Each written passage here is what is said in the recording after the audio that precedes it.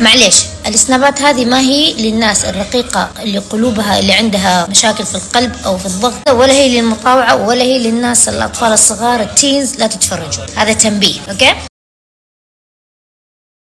أوكي، انتوا شفتوا الفيديو أو الصورة اللي حطيتها من الفيديو لمعاذي، هو منبهر في السنابات السابقة.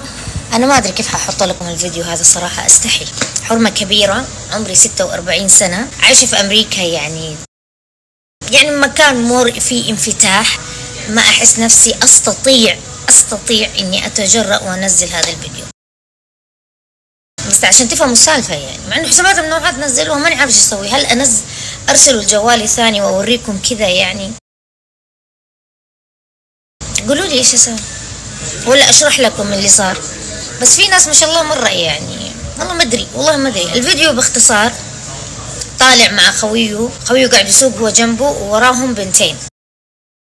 واحدة وقاعد يمدح واحدة، يقول هذه مور تشيل، يعني واحدة كذا رايقة يعني. والثانية حركات جماعتنا العرب والله حركات يعني يقول على واحدة ان هي يعني ترى يقصد انها مصرقعة باختصار. يحسبها واحدة خليجية ولا واحدة عربية، ولا هذيك مسكينة كالي كانت معاه، يقول لها انت كذا، تقوم تضحك وتخجل، ولا تجيها حالة من الرهاب، ولا تشيل هم، ولا تروح تبكي، ولا تحاول تبهره. هذه بدله الكلمة خطرت بالكم باليدين، بالميدل اللي هنا والميدل اللي هنا، المتوسط، الاصبع المتوسط اللي هنا والاصبع المتوسط اللي هنا.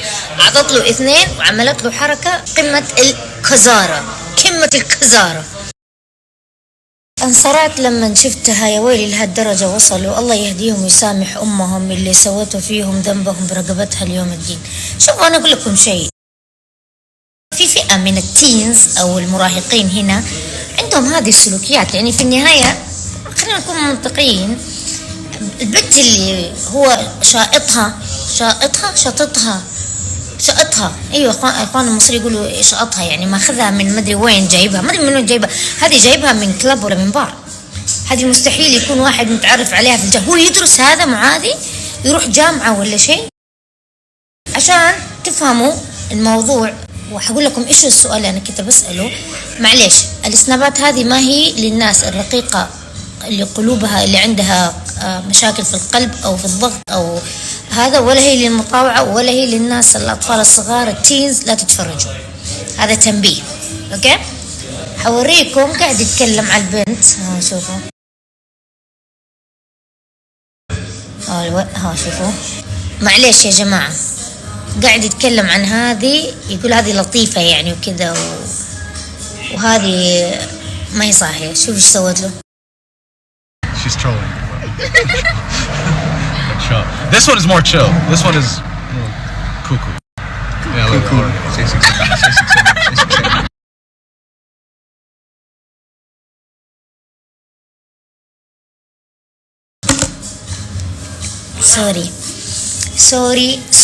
سوري. طبعا ردة فعله، حصور لكم ردة فعله مرة ثانية.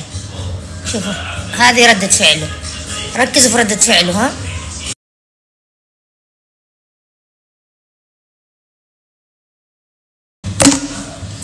متفاجئ الأخ، يعني كيف جريئة، كيف سوت، كيف فهمتوا ايش اقصد؟ انتوا فاهمين ايش المشكلة انه نزل هذه السنابات. ترى هم متعلمين هذا الشيء من امهم، ينزلوا الحاجة بدون ما يفكروا هل هي لائقة او غير لائقة.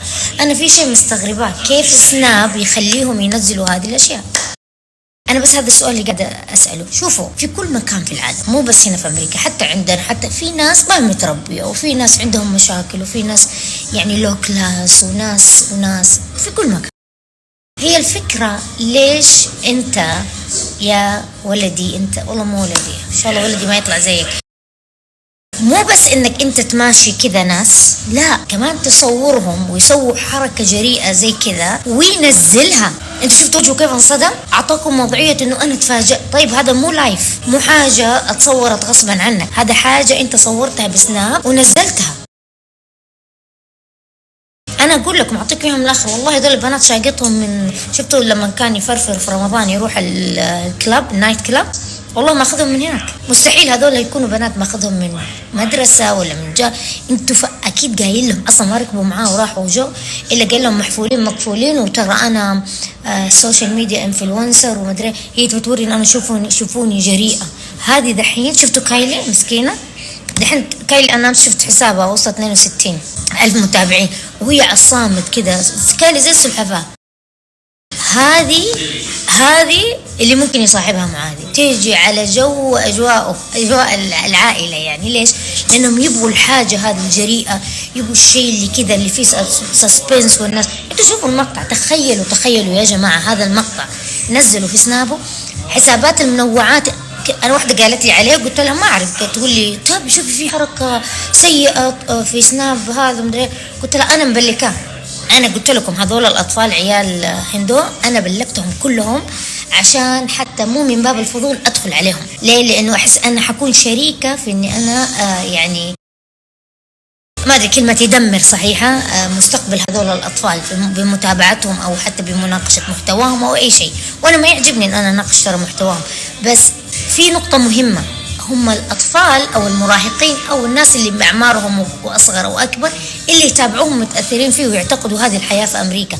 حتى الأمهات، أنتوا الأمهات وحتى الناس الكبار وحتى الرجال اللي يعتقدوا الحياة في أمريكا كلها كذا. لا، أماكن وأماكن. أرجع أقول وأعيد وأكرر، لو هذا اللي يسووه كله، يعني الناس اللي يطلعوا معاهم، طريقة لبسهم، حياتهم اللي يعني قاعدين ننتقد فيها، اللي قاعدين يسووها وهم ناس منجزين في حياتهم، بمعنى دراسية متفوقين، عندهم هوايات ولا مهارات معينة، يشاركوا في رياضات، في سبورت، فهمتوا؟ يعني ماخذين بس هذه الأشياء ما تجتمع مع نوعية اللايف ستايل هذا، فهمتوا؟ ما حتلاقي واحد متفوق وحق الدراسة ويسوي خرابيط زي كده 24 ساعة بعد أو ما يعني ينفصل من الحبيبة حقته من صديقته يقعد يسرسر في كلابات عشان يشقط له أي واحدة من هناك، لا ويطلع ويقول للناس.